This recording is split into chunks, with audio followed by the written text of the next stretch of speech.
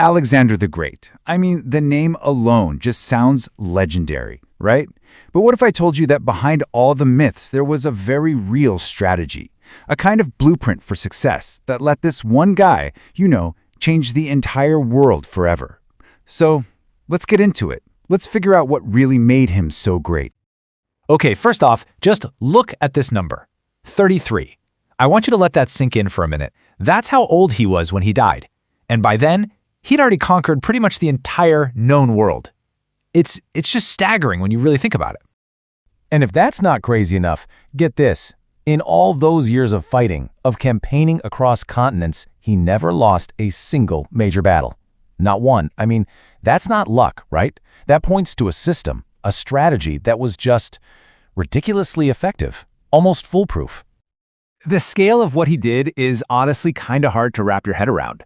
We're talking about an empire stretching all the way from Greece to India. He connected Europe and Asia in a way that nobody before him had even dreamed was possible. So, yeah, that brings us to the big question, doesn't it? What made him so unstoppable? What was the secret sauce? Because it clearly wasn't just about having a big, tough army. No, it was something more. It was about the mind behind the man. And that's exactly where we're going to start. You see, his success didn't just happen on the battlefield. Not at all. It started way, way earlier. It started with his education, with forging the mind of a conqueror. So he had these two massive and totally different influences in his life. On one hand, you've got his dad, King Philip II. He's the one who taught him the tough, gritty realities of power, politics, and military discipline. But on the other hand, his mentor was Aristotle. Yeah, the Aristotle. And from him, he learned how to think about philosophy, science, and strategy. So you can see how this all came together, right?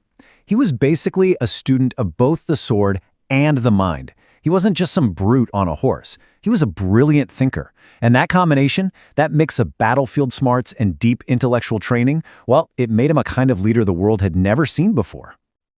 Okay, so how did all that brainpower actually work out on the battlefield?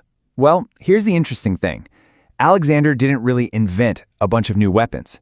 Instead, he perfected how to use the tools he already had. And in doing that, he turned his army into a truly unbeatable war machine. Now, he inherited this amazing formation from his dad, the Macedonian flanks. Just try to picture this. A massive, dense block of soldiers, all holding these ridiculously long spears called sarissas.